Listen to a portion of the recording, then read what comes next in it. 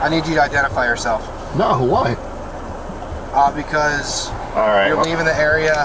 Hold on. Where a shooting occurred. I need to identify you. No, you do not. I'm executing my Fifth Amendment rights to remain silent. Okay, you can do that. You guys are not. Yeah. Smile it up. Smile it up, because this is going to be on freaking YouTube and you're going to be famous. Smile it up. Welcome back to the LackLuster channel. On April 23rd of 2022, at around 3 a.m., dispatchers for the Grand Junction Police Department received a 911 call about a possible shooting. 911, is that what's the address of your emergency? 704 Horizon Drive. I heard gunshots outside on Horizon Drive, like within a minute ago. How many did you hear? Probably 4 or 5.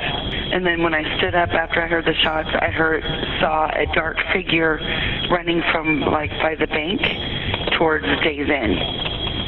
But I don't know if they went in that parking lot or up the street.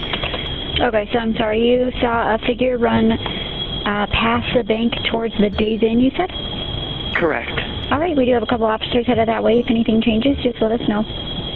Okay, thank you. Of course. A second call was then received. I just had a walk-in of a guy who got shot in the head by somebody else. Does he know where this happened? Where did it happen? Kenny's off of Horizon. Okay, and it's just one, or does he have any other? Just one headshot? Just one to the head. Okay. Yep. All right, we do have a couple officers headed your way. Okay, perfect. Thank you, bye. Aaron happened to be staying at a nearby Travelodge. His friends were staying just down the street at the Days Inn. They had all traveled in for a marksman competition in the area. Just a couple hours after the shooting, Aaron went to a nearby Stop and Save gas station to buy supplies for the day. I went to a gas station this morning to grab some stuff, and they were saying there was a shooting at 3 o'clock in the morning. There was a shooting at 3 o'clock in the morning? Yeah, so, at one of the shady hotels or something, I don't know. But yeah, so they have traffic blocked going out on the 70. So we might want to look to see if that's going to impact our route.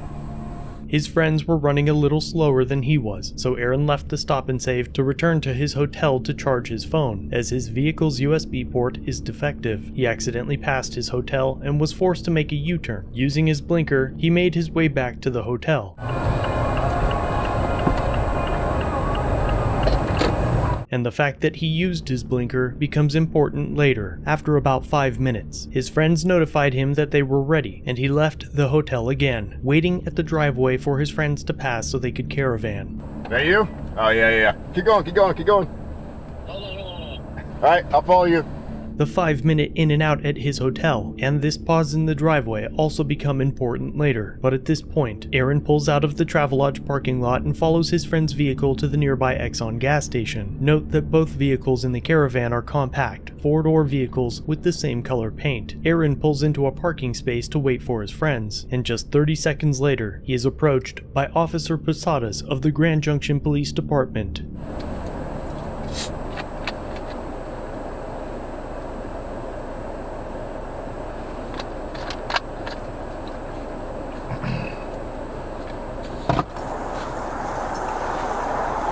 Can I help you? Yeah. Would you want to roll down your window real quick? No. What do you need? I need you to identify yourself. No, why? Because you're leaving the area. Hold on. Where a shooting occurred. Don't worry, this is being recorded as well. I know, but your recording is a lot easier, or it's a lot harder to get versus mine. As a quick example for this claim, Aaron sent me this video on April 26th. That same day, I submitted a request for the body cam, written records, and other pertinent records. That same afternoon, they denied my request. However, just a week after I recommended Sarah Shelke as an attorney, she submitted a request, and now, with the new possibility of a civil suit moving forward, they suddenly decided to release the records. It's important to always film your interactions with state officials. It's free, unedited, and immediately available. Okay, well, can you please roll down your window more so I can talk to you? No. What do you need? All right, well, I need to identify you. No, you do not. My name is Officer Posadas with the Grand Junction Police Department. All right? All right, what's your badge number? 2016, it's right here. Okay. And this is my corporal right here. This is Corporal Church. Okay. As well. Okay. All right, so I need you to identify yourself. No, that's not how it works. I have rights as an American citizen, right? Yes, you do. Yeah. You have to suspect me of committing an actual crime in order to identify. Failing to identify is a secondary offense. You have to have an actual charge, or you have to suspect me of committing a crime. You don't have that. You have nothing. I'm not going to identify simply because you see me park and you want to come up and identify me. That's not how it works. So, okay, so here, I'll clarify some things for you so you understand why I'm coming up and trying to contact you right now, okay? Earlier in the night, there was a shooting that occurred right near the Travel Lodge. Okay. And your car is similar in description, a dark-colored sedan, to the suspect vehicle. Okay. All right? So you're seeing, leaving the Travel Lodge, where we have information that's where the suspect might have come from. Okay. All right? Okay, but do you have a license plate number? Do you have a description of the person? Do you have anything? No. You do not have articulable suspicion that I've done anything. I actually do. No, you do not. Yeah. No, you do not. I am not going to identify. Okay, if you fail to identify yourself, I'm going to pull you out of this car and detain you for obstruction. All right, because right now you're interfering with my investigation. No, you do. Oh, okay. So you have to have reasonable, articulable suspicion that I have committed a crime. What crime do you suspect me of committing? Possible attempted homicide. Possible attempted homicide. Yes.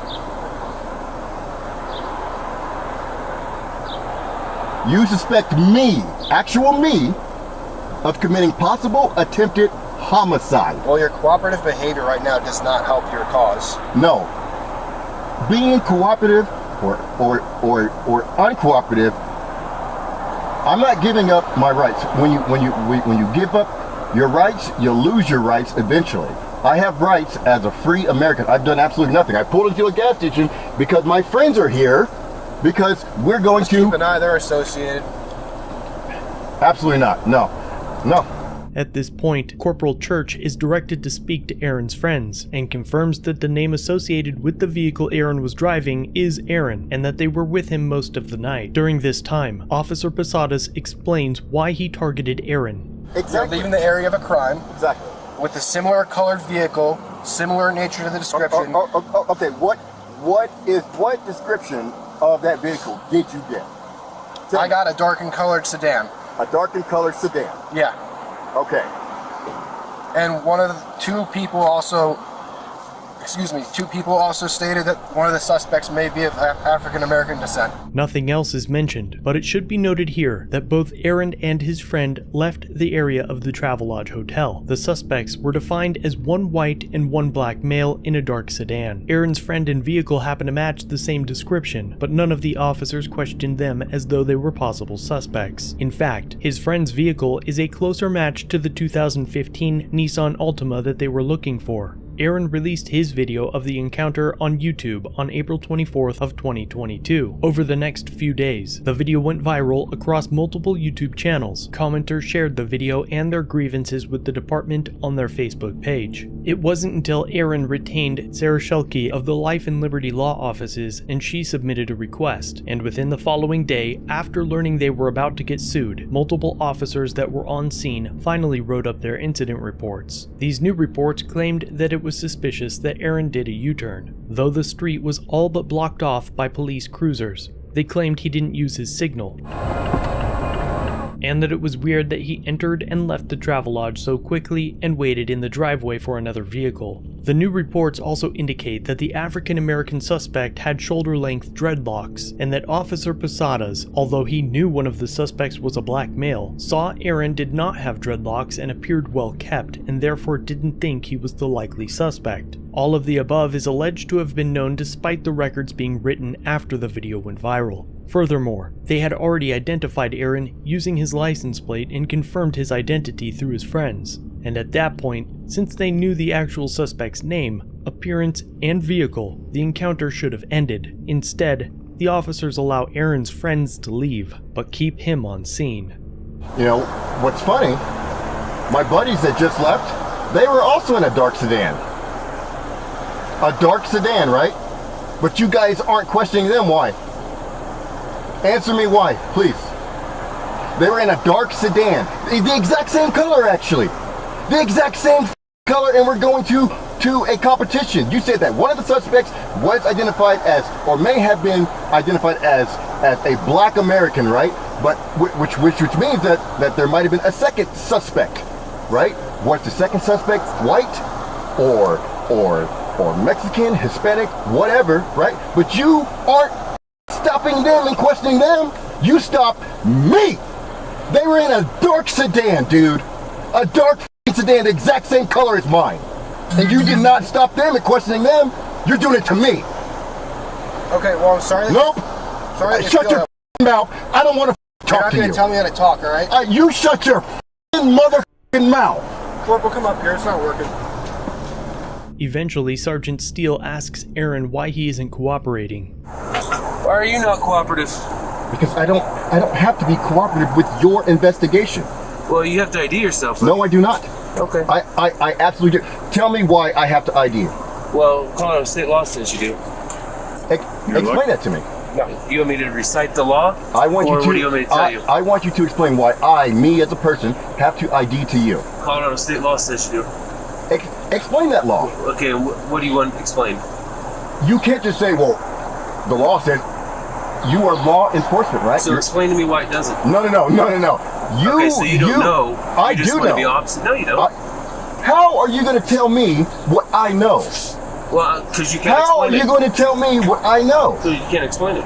Sergeant Steele continues to try to get Aaron to provide his ID, though his friends had already confirmed his name was the same as what came back from running his plate. Aaron then asks for the sergeant's name. So you wanted me to explain to you why I'm asking for you to identify yourself? Yes. Because we had an incident happen. Wait, hold on. First, please give me your name and your bathroom. Okay. Oh, no, I won't give you that right now. Sergeant Steele never provided his name despite the multiple requests to do so. During his internal affairs interview, Sergeant Steele claimed that it was never his intention not to identify himself, despite the policies of the Grand Junction Police and the state statute that requires him to do so, claiming in the end that he just forgot. Perhaps we should allow Aaron the same leniency the next time he is required to identify. Maybe we should all forget and sweep our decision to not identify under the rug as well. Sergeant Steele now heads back to the travel lodge and obtains a copy of Aaron's ID from the front desk clerk, likely causing their inclusion into an upcoming lawsuit. When the sergeant receives a photo of Aaron's ID, they check his VIN number and leave. Overall, the encounter lasted 30 minutes. An internal affairs investigation concluded that Aaron's driving was highly suspicious and that the vehicle matched the suspect's vehicle description. The alleged suspicious driving was claimed to have been witnessed and articulated by Sergeant Steele to Sergeant Crocker, though Sergeant Crocker did not submit his supplemental report until nearly 3 weeks later, after Aaron's attorney filed an official complaint. Shortly after the investigation, Chief Doug Shoemaker entered a finding of unfounded on all allegations other than Sergeant Steele not identifying, that the intrusion was less invasive than it could have been, and recommended verbal counseling and a log entry for the 3 officers on scene. The internal affairs summary also stated that there is no legal requirement to divulge all details of reasonable suspicion to a stopped person before they are required to comply with the stop, claiming it would be highly impractical and would jeopardize investigations and officer safety. This shows to us that law enforcement holds their investigations and safety above the rights of the people they swore to serve, again showing that we are over-policed and underprotected. In Aaron's words, "We know all the information, you know nothing. Just comply. Trust us." Sarah Shelke of the Life and Liberty Law Offices will be representing Aaron in his future civil actions against the department. Her channel will be linked below, as well as Aaron's. I edited out significant portions of dead space, or repetitive circular arguments. Aaron has posted all of the footage to his channel without the edits. If you would like to check out what I did not include, be sure to head over there and let him know I sent you. As always, thanks for watching. If you have a video you'd like to submit for review, use the link in the description or pinned comment. Don't forget to subscribe and hit the bell notification for future content. And remember to like, share, and comment down below of what you think of this interaction. It really helps the channel. If you enjoy our content, try our other channels, LackLuster Limited for criminal psychology content and The Odd Side for paranormal videos. Shirts and other merchandise are available at the Teespring store. Membership start at just $1 if you'd like to help further support the channel and get a slick Lack logo next to your name. I look forward to seeing you in the next video. All links are down below.